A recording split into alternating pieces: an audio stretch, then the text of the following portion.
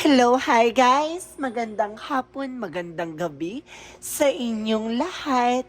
So this is Chin Rodriguez from Masagari Channel, a faith healer, also reader. So ngayong hapon na to, tingnan natin na nagsasabihin sa'yo ng ating mga gabay. So this is special gabay for the month of February 6 hanggang February 12 for the sign of Taurus. So Taurus, welcome to my channel. Ano kayang messages, advices, and spirit guides ang ating masasagap for today's video? Kanino naman kayang energy or kaganapan sa buhay ng mga Taurus ang ating mga hagilap? So guys, this reading is a general reading namang hindi lahat makaka-resonate. Kunin lamang po ang makaka-relate sa inyo and comment down below kung kaninong energy ang ating nasagap. And of course, don't forget to like and subscribe my channel and hit the notification bell for more videos at data. Because maraming salamat po sa mga walang sawang pagsuporta sa aking channel. Lalo na hindi nag-skip ng ads na way pagpalain kayo ng Diyos at may kapal siksik liglig nag-uumapang biyayang manumbalik sa inyo. And of course, maraming salamat sa mga nag-share ng aking video sa anumang uri ng social media platforms. Maraming salamat po. So guys, ito na ang pasabog, bulabog na mensahe sa iyo ng ating mga gabay. So let's see. Patasin natin ang power na to, no? Energy.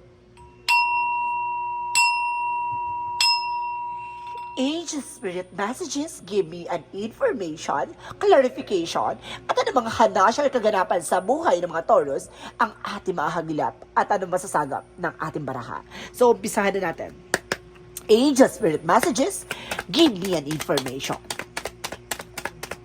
So, there's a for one. So, there's a celebration or something, wedding, proposal, or something, guys, na magbibigay sa'yo ng success. So let's see. Additional messages. There's a King of Cups and the Queen of Cups. So magkakaroon, oh my goodness. So there's a feminine and masculine energy. Maaring parehas kayo ng sign ng person mo. Or either, kumbaga parehas kayong in love sa isa't isa. Ay, ganda. Ganda ka. Naglalaro na naman kayo. Ganda ka na.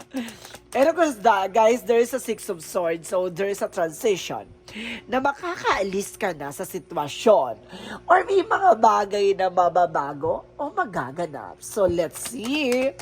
And because there is a Ten of Pentacles, a long-term success, a long-term security, and because financial security rather. Ano kasi sabi sa dito na, kumbaga pang bahatagalan to, hindi siya panandalian. So, oh my God. Additional messages. So, there's a Chariot card. So, there's an action. So, talagang kumilos na. Talaga ang gumalaw na ang baso. Handa ka na ba? So, let's see what is the Four Wands. And because there's a Three of Swords in reverse. So, there's a recovery from the pain. So, guys, some of you naka-recover ka na sa mga panloloko or something na kumbaga pinaikot-ikot ang mga tao sa paligid mo. Or either, kumbaga itong tao na to na maaaring naman nag-compatible kayo dahil iisa lang ang inyong purpose sa buhay. And of course, parang iisa lang ang genre or something, ang eksena nyo na parang kumaga nasa iisa kayong chapter or nasa generation of new era na kayo. So, let's see. What is the King of Cups? So, there's a Ten of Wands for a verdict. So, ibig sabihin na ito, kumbaga, tapos na yung mga obligasyon. Tapos na yung mga, kumbaga, martir. Na may pagiging martir sa mga partner nyo. So, this is the moment na parang, itong tao na to ay, kumbaga, magpapagaang ng eksena mo. So, let's see what is the Queen of Cups. So, there's a strength card. Confidence. So, itong tao na to, mapapaamo mo. Itong tao na to, kumbaga, magiging mahinahon sa'yo. Hi! So, let's see what is the Six of Swords. And of course, there's a Hierophant. So, there's a lesson learned. May mga bagay na kumbaga isa-set aside nyo yung mga nangyari sa'yo from the past. And of course, sinasabi niya sa'yo, kumbaga dadalhin nyo to in the near future. Ito mga bagay or lessons or education na natutunan mo from the past. So, let's see what is the Ten of Pentacles. So, there's a Page of Swords. So, there's an information. No?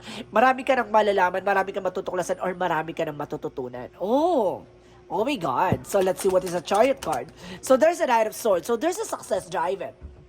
No, unti-unti ka na magsasuccess dito. Kumbaga, unti-unti mo na makukuha yung tamang formula or tamang factor or eksena. So, oh my God. So, this is the moment na parang there's a clue. Diba? So, let's see what is the Four of Wands. And of course, the Three of Swords in reverse. So, there's a Emperor. Be mature enough and be grounded. Kumbaga, kailangan magkaroon ka ng discipline sa sarili mo, even to your partner. Diba? And of course, respect. Diba? So, makaka-recover ka na sa lahat ng mga kaganapan, pero dapat ko natuto sa mga nangyari sa'yo. Kaya, kung ano yung naging failure or something, obstacles or something, kumbaga, disagreement sa past relationship mo. Kumbaga, baunin mo yung mga bagay na dating nag-cause ng something failure. No? Kumbaga, dapat mo nang isa lang alang na bago na tong pakikisamahan mo. Or either na kailangan mo na talagang baguhin yung mga naging sistema mo. So let's see what is the Six of Cups and of course the Ten of Wands. So there's a judgment, a wake-up call. So this is the moment na parang ginigising ka sa katotohanan. Parang there's an inner calling na, oh my God, parang sinasabi na, kumbaga tapos ka na sa eksena na, kumbaga helping others, no? Kumbaga, tapos na yung kumbaga yung pagiging, kumbaga, public servant mo. Parang gano'n. Kumbaga, this is the moment na kailangan mo na tuunan yung sarili mo. 'Di ba? Kasi there's a growing up. So, nagbabago na yung sitwasyon at nagbabago na rin ang eksena. No? Kumbaga, sinasabi sa'yo dito na, antayin mo pa bang mabulok ka sa situation? 'Di ba? So, kailangan mo nang bumangon at umahon. So, let's see. What is the Queen of Cups and the Strength card? So, there's a Temperance, divine intervention. May mga paalala sa'yo ang ating divine na this is the moment na, kumbaga, kailangan magkaroon ka ng confidence on your own. Kumbaga, masyado ka na kasi parang nabaon sa nakaraan. Kumbaga, pati yung sarili mo, no? Kumbaga, hindi mo na alam kung paano mo siya parang ilalaban, ibubus yung confidence na yan. Kumbaga, parang nahihiya ka, natatakot ka, mag-take ng risk or sumubok sa mga bagong oportunidad. So, this is the moment na parang, di ba, there's a new era. So, this is the moment na parang, bago na to. So, this is the moment na kailangan kapala na ng pest dito, Wala nang hiya-hiya dito sa eksena na to. At kailangan mag-take ng action at mag-isip ng mga bagong ideas. Kung paano ka magkakaroon ng growth and expansion. Di ba? So, let's see what is the Six of Swords and of course the Hierophant. So, there's a Queen of Swords. So, there's a bigger picture. Kumbaga, dapat tingnan mo yung sarili mo 10 years, 5 years from now na ang laki na ng improvement or development mo. Diba? So, let's see what is the 10 of Pentacles and of course the Page of Swords. So, there's a 9 of Cups. So, unti-unti na matutupad yung mga pangarap mo na magdadala sa'yo ng financial security. On how? Diba? On the how. Kumbaga, ngayon sisimulan mo na. Kumbaga, magplano, buuin yung mga goals and of course, dreams mo. So, kailangan mo na tutukan yung sarili mo. Tapos ka na sa mga something na tulong, no, na mga taong malapit sa'yo, na kailangan mo na tutukan yung sarili mo. So, let's see what is a Chariot card and of course the Nine of Swords. And of course, there's a Star card. So, see, double clarification. The Star card is here na kinaklarify na, kumbaga, may mga matutupad na pangarap. May mga bagay na magkakaroon na ng actions, no? Movement, paggalaw. And of course, there's a success driven. So, talagang magsasuccess ka at the end of the time. So, let's see what is the outcome. Ang outcome is the Four of Swords. So, there's a rest, no? Kailangan mo ipahinga yung isip at utak mo. At the same time, kailangan mo rin magpahinga by physically, di ba? Kumbaga, masyado ka na nai-stress sa mga kaganapan sa buhay mo. So, you need to be a rest or something. And of course, there's another medical security, no? I-secure mo yung finances and career mo. At the same time, there's an information by the Queen of Pentacles being practicality. So, this is the moment na parang pagdating sa pera, dapat alam mo kung paano mo pahahalagahan. So, let's see naman, no? Let's proceed na tayo sa ating messages for career. So, there's a career for, that is a Ten of Swords. So, mag-ingat ka. There's a backstabbing, betrayal, or something, kumbaga maraming traidor sa paligid mo. Be aware. So, sinasabi dito, maraming susubukin ka ng pagkakataon na tarong ka ng panahon na yung mga tao sa paligid mo, susubukin kang guluhin or mawala sa focus or something.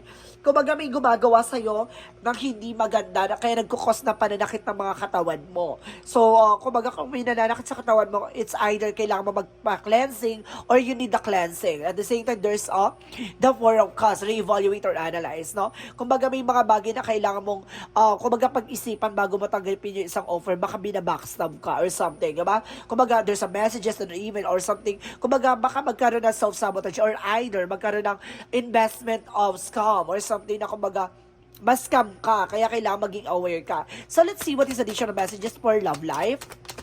Sa love life mo naman, there's a Seven of Swords. So, there's an information, there's a confusion na maaaring maraming nanggugulo or maraming taong gumagawa ng hindi maganda sa'yo the way the Five of Cups na parang pagdating sa love life, ginugulo ka. And the Five of Cups, kumbaga, there's a regret or something disappointment. Kumbaga, galit na galit to kasi hindi nangyayari or nagaganap yung mga gusto nilang gawin. Kumbaga, it's either you being protected. So, may mga bagay dito na parang pinipilit nilang guluhin yung eksena mo para mawala ka sa focus. No? Pagdating sa love life. And let's see what is additional messages for health. Sa health mo, there's a justice card. And of course, there's a nine of wands. So, ibig sabihin dito, God is in charge. So, si God nandito sa tabi mo, sa hanay mo na sinasabi na slow and steady, kalma. Kalma ka lang, no? The more kasi kung aggressive ka sa mga situation or kasi na nararamdaman mo, the more na parang nagkakaroon ng, kumbaga, tuliro yung utak mo na hindi mo maintindihan kung ano yung nangyayari sa iyo by health. And the justice will be served. Maaring yung mga nararamdaman mo, panandalian lang siya. Eventually, babalik siya sa mga taong nagbigay nito. Back to the sender, kumagawa na 100 times or 1,000 times, no? Depende yan sa ginawa sa'yo. Kasi there's a cause and effect na situation na ginawa ng tao na to na maaaring babalik sa kanya. So, the karma is waving. So, let's see. What is additional messages for magical fairy messages? So, ano yung pinaka-messages sa'yo ng ating baraha? So, let's see. I-clarify pa natin yan. Ay, taray. So, there's an emotional healing. So, even sa emotional, kailangan mo magkakaroon ng kagalingan, no? Kumbaga sinasabi dito, and of course, there's a son. Maaaring ikaw yung unang anak na lalaki. And of course, sinasabi dito na there's a son involvement, no? Talaga sinasabi dito na, kumbaga, there's an information na parang, di ba, isa kang, kumbaga, your son which watch over and protected as he explore his world. So, ibig sabihin, ikaw yung unang sinilang na, kumbaga, pinoprotektahan at pinangalagaan ng mundong ginagalawan mo. Maaaring marami kang gabay or may gumagabay sa'yo. So, let's see what is the yin and yang oracle card. So, there's a guidance. So, I told you, di ba, may gumagabay sa'yo. So, guys, kailangan nyo mag-cleansing at the same time. Para na sa ganun matulungan ka para, kumbaga, and also, kailangan mo yung protection para at least, kumbaga, yung mga magagandang mangyari sa'yo, mangyari na. Kumbaga, hindi na maka-apekto sa'yo. Kumbaga, kasi there's a karma, yes, of course, nandun yung karma, pero kailangan mo pa rin proteksyonan yung sarili mo para hindi na maka-apekto sa'yo or maramdaman, di ba? Kumbaga, sinusubukan ka na lang gawan pero hindi nangyayari at the same time para bumalik sa kanila, di ba? So, additional messages, so there's an air sign, so may kinalaman ng Gemini, Libra, Aquarius sa'yo or something yan, baka yan ang person mo. Or either there's a confusion, ginugulo ka nito, no? Gusto nitong magulo ang eksena mo. And of course, there's a unity. Maaring nagtutulong-tulong sila para gawan ka. Oh my God! So there's a lot of people.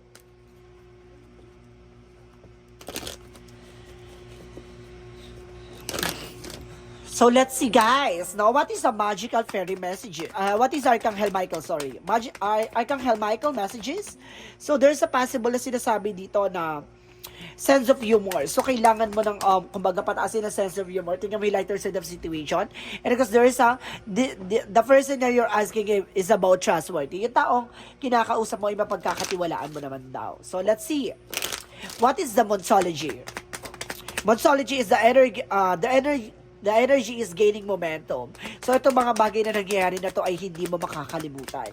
And nothing yet set in stone. So, hindi pa napapanon sa sitwasyon hanggat hindi ka nagtitake ng action. And of course, don't let past hold you back. No, wag mo na rin balik-balikan na nakaraan. So, let's see. Or sinasabi na wag ka nang bumalik sa nakaraan. Parang ganon. So, let's see what is the chakra. And destiny. So, there's a destiny na talagang nakatadhana to talaga na ipagkaloob sa'yo. Kasi talagang nasa probinsya na talagang ipagkakalob yung mga bagay na kung ano man na meron ka, no? And because there is a growth, no? Pagkakaroon ka ng growth and expansion. So, ibig sabihin, palalawakin ang kaalaman, ang financial mo, and of course, yung health mo, no? So, let's see what is additional messages, and of course, spirituality. Pero kasi sinasabi dito, there's a spirituality. Oh my God, diba? Iisa lang gusto sabihin, oh, there's a spirituality. Diba? Pagkasabi ko pa lang, pak, eto na. Diba? And of course, din sinasabi dito, there's flexible, personal power. So, ibig sabihin, dapat flexible ka sa lahat ng mga nangyayari sa'yo. And there's oh my God, there's a cleansing. I told you, there's a cleanse. Diba? Kakasabi ko lang. And there's a clarify. So, kailangan mo talaga magkaroon ng clarification at paglilinis sa sarili mo. So, let's see what is the Romance Angels. Romance Angels represent calling in your soulmate. So, some of you tinatawag mo yung soulmate mo or either, kumbaga yung person mo ay soulmate mo. And of course, at the same time, there's a retreat. It's time to disconnect from the world. Okay, kailangan mo nang kumawala sa mundong ginagalawan mo or either, kailangan mo nang get together with your wife or husband or something partner na, kumbaga, umalis na kayo sa ginagalawan yung sitwasyon kasi it's unhealthy situation.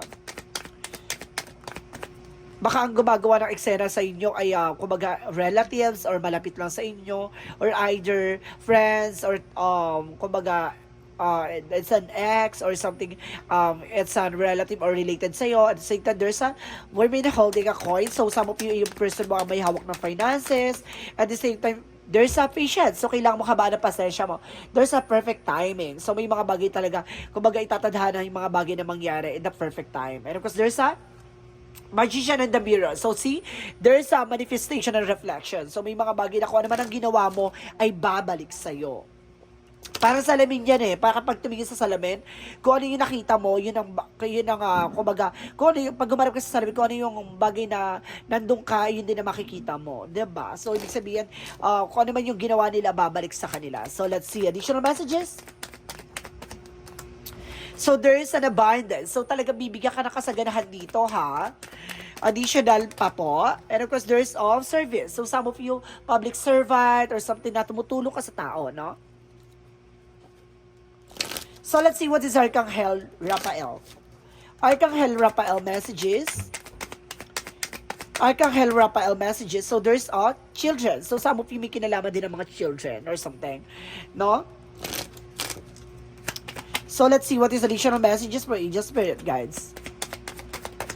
And of course, there is the void. So, may mga bagay na kailangan mong iwasan. No? And of course, sinisar dito the child of the cosmos. So, the intelligence of the universe lies within you. So, ibig sabihin, bibigyan ka ng katalinuhan or kaliwanagan ng ating universe. And of course, your life is a canvas, manifestation. May mga bagay na kung ano man yung gusto mo, makukuha mo. So, let's see what is additional messages for Angel Spirit Guides. So, there's a sensitivity. Kailangan maging sensitive ka sa lahat ng mga nangyayari or mga tao sa paligid mo. Hindi mo alam, diba? Niloloko ka na. O hindi mo alam, diba? Kumbaga pinachichismisa ka behind your back. There's a speaker. See? Gumagamit ang orasyon. No, gumagamit to ng orasyon, ginagawang ka ng hindi maganda. So, let's see what is the angel's answer. And of course, there is it's up to you. Nasa sayo na yan, no? Kumbaga kung maniniwala ka o hindi. And of course, within the next few weeks, sa mga susunod na linggo, mayroong mga bagay na magaganap sa'yo. And of course, there's be assertive. Dapat alam mo yung growths mo. Diba? Alam mo dapat kung ano yung sitwasyon mo or kumbaga decision mo or kumbaga paninindigan mo. So let's see what is Jesus loving quotes. Jesus loving quote said, watch and pray that you not enter into temptation. No? Ibig sabihin dito, umiwas ka sa mga temptation or may mga bagay na kailangan mong ingatan. No? Kumbaga, ang tukso, layuan mo ako. So let's see what is the angel's number.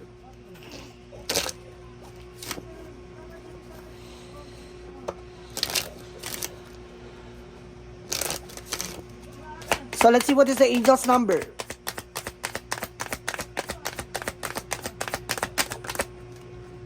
So, there's a 999, I am unique. So, sinasabi dito, take the past of your lessons and leave it where it belongs so you can make it the best of the life that is still waiting to be fulfilled by only you. So, may mga bagay na, kumbaga, makukuha mo. May mga bagay na matututunan ka na kakaiba sa mga bagay na, or tao na naranasan nila. Kumbaga, iba yung pagdadaanan mo at iba din yung magiging proseso paano ka maging matugumpay sa buhay. So, let's see what is the messages of life. So, there's a master of life. So, sinasabi dito, guys, I dedicated my strength to the infinite within me, enlightening myself with the true sovereign of life. My egos step aside as I listen to my inner voice and accordance with the truth. I hear in this way, I become the master of life. I live in the binding humility, grace, and love of the glory of God. So, ibig sabihin dito, kumbaga, dedicated ka sa mga pagiging malakas at pagiging paninindigan sa kung ano man ang meron ka. Kumbaga, palalakasin at palalawakin ang iyong kaalaman at ang iyong confidence kung paano mo masasucess or paano mo ipagsasucess ng mga bagay-bagay na nasa harapan mo. Paano mo mapagtatagumpayan, no? Kung paano mo pagdadaanan at paano mo aalisin yung mga bagay na alam mong nakakasama sa sarili mo. So, ibig sabihin dito, may mga bagay na kailangan ka iwasan, may mga bagay na kailangan kang putulin. may mga bagay na kailangan kang alisin. So, may mga bagay na kailangan mong isipin. So, guys, this reading is special gabay for the month of February 6 hanggang February 12 for the sign of Taurus. Taurus, maraming salamat po for your wonderful reading. And of course, once again, this is Chino Rodriguez for my Asagre channel, a Faye Dealer, also Matarder. And of course, guys, maraming salamat po sa mga nag-share ng aking video sa anumang uri ng social media platforms. Maraming salamat po. And of course, maraming salamat din po sa mga hindi nag-skip ng ads. Maraming salamat po. And of course, thank you and God bless po. And see you in the next video. Bye-bye and babush.